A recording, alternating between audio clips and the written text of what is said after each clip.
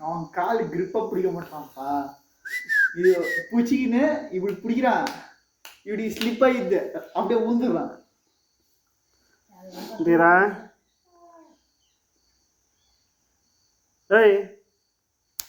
ಇದೆಯಾ ನಾವೇನು ಶುರು ಮಾಡಿದ್ವಿ, ನಾನು ಅದನ್ನೇ ಮಾಡ್ಕೊಡ್ತೀನಿ.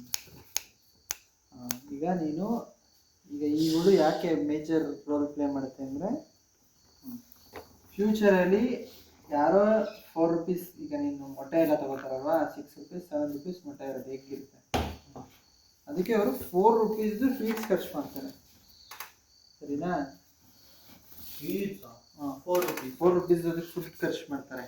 ಅದೇನೋ ಪ್ರಾಫಿಟ್ ಬರುತ್ತೆ ಅದರಲ್ಲಿ. 2-3 ರೂಪೀಸ್ ಸಿಗುತ್ತಾ? 2-3 ರೂಪೀಸ್ಗೆ ಅವ್ರು ಮಾಡೋ 1000